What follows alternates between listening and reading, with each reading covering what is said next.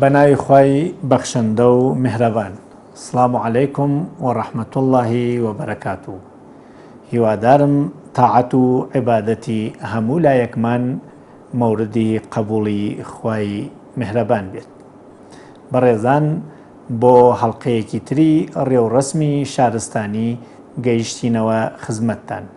ئەمجار لەسەر ئەرکێکی حکوومەت و دەوڵەت سەبارەت بە کۆمەڵگا و تاک واین لە خزمەتتانە و ئەویش باسی ئەمنیەتە. تکایە هاوڕێمان بن.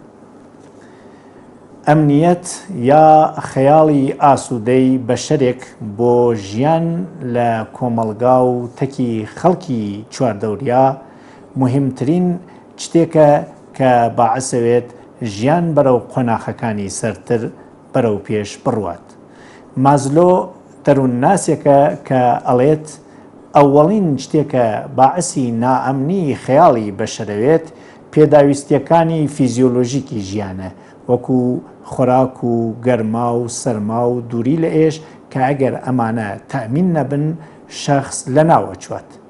دوای ئەمە ئەگەر ئەو نیازانە تەمین بوون و بەشەر مەترسی مردنی نەمێنێت، لەو دوا برسێتی و تینیەتی نەیکوژێت، ئارامشی خەیاڵ بە ئەمە کە شتێک تەهدیدی ناکات، گیانی لە ناو نابات، ئەمنیەتی لە ناو نابات، دوومین شتێکە هەوڵەدات بۆ خۆی فراهەمی بکات تا بە خەیاڵی ئاسوودە ژیان بکات. ئەمنیەت دوومین نیازی گرنگی بەشەرە کە نەبوونی ئارامش و ئاسوودەی لە ئینسان ئەسێنێ و هەوڵ بۆ بەدەستهێنانی دەست پێکات. ئەمنیەتی ئینسان ئەگەر تەشبیهی بکەین وەکو قابلی کشت و زەرعبوونی زەویەکی کشاوەرزیە.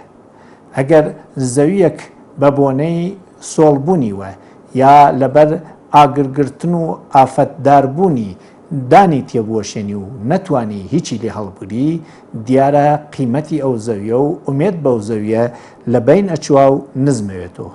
ئەمنیەت ئیتمینان و ئێعتمادە کە باعەسی ئارامی و ئاسوودەی ژیانەوێت. ئەمنیەت جزئی حقوقی ئێمەس کە ئەبێت بکەوێتە سەر ئەستۆی دەوڵەت و سەر ئەستۆی خۆمان و چواردەورمان. ئێمە خۆمانە بێ بە خودمراقبەتی ئەمنیەتمان بپارێزین لە خەتەرەکان، بە ڕەوشتی دروست و شاروەندێکی ڕێکوپێک لە ژیانی کۆمەڵگاوە ئەمنیەتی خەڵک بپارێزین و وەکو تەکلیف داوا بکەین لە ئەوان ژیانی ئێمە نائەمن نەکەن و لەو بەریچۆ بە دەسەڵاتێکە خۆمان داومانە بە حکوومەت و بە ملکەجیەکە لە بەرابەری یاسا و قانون و دەسەڵاتی حکوومەتە هەسمان داوای چەکەین لە حکوومەت وەکی ئەرکی ئێمە لەسەر شانی ئەو ئەمنیەتی ئێمە بپارێزێت. هەر شاروەندێک لە چەند ڕووەوە داوای ئەمنیەت ئەتوانێ بکات. ئەمنیەت هەشت ڕووی هەیە کە ئەیخێنە بەرچاو. ئەمنیەتی تاک، وەکو فەردێک ئەبێ گیانی ماڵی ناموسی ئەو شتانە مایەملەکی ئەمن لە دز و جەردە و ملهڕ و قولدر و خەتەر بپارێزرێت و حکوومەت لەم پارێزگاریەوە ئەبێ یارمەتی بکە و ئەرکی سەرشانی حکوومەتە کە چاودێری بکات. ئەمنیەتی ئیجتیماعی وەکو ئێمە لە ناوی کۆمەڵگاوە حزورمان لە پاڵی کەسانێکی ترا کە جیاوازی فکر و بۆچوون و عەقڵ و توانایان هە، ئێمە بپارێزرین لەوەکە لە کۆمەڵگاوە تەحقیر بکرێن، بچووک بکرێن و مافمان بخرێت و دەسەڵاتی ئەومانە نوێ بەشداری بکەین لە مافەڕەواکانی ئیجتیماعیمانە. ئەمنیەتی اقتصادی یعنی ژیانی ئێمە دابین بکرێت و شغڵ و کار و فرمان ئەو نەهەبێ کە ئێمە بتوانین بووینە خاوەنی کار ئەگەر خۆمان تەوەزەل نەبین و لە مقابڵی کارمانە دەستمزدمان پێ بدرێت و اقتصادی مەملەکەتەکەمان لە معامڵاتێکی هاوسێ و دەراوسێوە بە شێوەیەک بەرەوبەر بچوات کە ژیانی ئێمە بەرەو ئاسانی بڕوات، نەک بەرەو قورسی کە فەقر هات ئەخلاق بارەکە و ئاینی شەروەندی بەرەو ڕەفتارە نامەدەنیەکان لارە بێت. ئەمنیەتی ملی کە ئێمە خاوەنی دەوڵەتێکین و هەر دەوڵەتێک پێویستە سەرزەمینەکەی، یاساکەی، زوانی، پەرچەمی و نیروەکانی حفز بکرێت کە مەملەکەتێکی تر تەماحی تێنەکا و ژێرچەپۆکی نەکا و ئازاری پێنەگەێنێ. ئەوەیە کە دەوڵەت ئەبێت بە یارمەتی ملەتەکەی بۆ دفاع و بۆ ڕشتی خۆی و ملەتەکەی هەمیشە ئامادەگی بێت. ئەمنیەتێکی تر کە ئەکەوێتە سەر ئەستۆی دەوڵەت و ئێمە داوایەکەین یارمەتیمان بکات تێیە ئەمنیەتی دەستگای دادپەروەریە. ئەگەر من مەوردی شکایەت قەرارم گرت یا کەسێک حەقمی خوارد و بۆ دفاع لە خۆم لە ڕێگەی یاساوە شکایەتێکم ئامادە کرد و دامە دەستگای دادپەروەری، ڕشوە، پارتی، لایەنگری نەوێتە هۆی ئەوە حەقی من ژێر پێ بکرێ یا زوان و فەرهەنگ و زێد و ڕەنگ و پێستی من نەوێتە باعسی ئەوە بەبێ هیچ بەڵگەیەک هەر لە پێشەوە من خەتابارم و کەسێکی تر لەسەر من زاڵ بکرێت. یعنی یەکسانی ئێمە لەبەر دەستگای دادپەروەریە حەقێکە داوایەکەین لە دەستگای دادپەروەر. ئەمنیەتی شغڵی وەکو بەشێکی تر لە حقوقی ئێمەز کە ئەبێ دەوڵەت چاودێری بکات. ئەبێ شغڵی محتەرەمانە، شغڵی ڕاستەقینە نەک کاذب تەئمین بکرێت، چون هەروەکو پێشتر وتومانە شغڵ مؤثرە لە شەخسیەت و لە فکر و باوەڕی ئینسانێکە و شغڵ ئەبێ چاودێری بکرێت لەلایەنی دەوڵەتەوە کە ئەفرادی شاغڵ وجدانی کاریان بێت کە نەبوونی وجدانی کاری باعسی بە فێڕۆچوونی هەوڵ و تەقالا و پارە و عمری خەڵک لە کۆمەلگاوێت. ئەبێ دەوڵەت لە ئێمە و لە شغڵمانە حەمایەتمان لێ بکات. دوای ماوەیەک بادنشست بووین و بە بیمەی عمر، بە بیمەی شغڵی و بە تەئمینی ئیجتماعی کەفتەکاری ئێمە و مناڵەکانمان چاودێری بکات. و ئەمنیەتی زیست محیتی.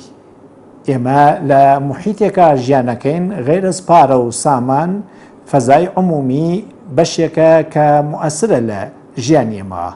هەوای ئالوودە، محیتی زیستی نەخۆش، نەبوونی سەوزایی و تەفریح، نەبوونی جێگە گشتیەکان، نەبوونی جێگەی وەرزشوانی و ئالوودەگی محیتی زیست لە هەر سێڕووی ئاو و هەوا و خۆڵۆ ئەتوانێت تەندروستی ئێمە بخاتە خەتەرۆ.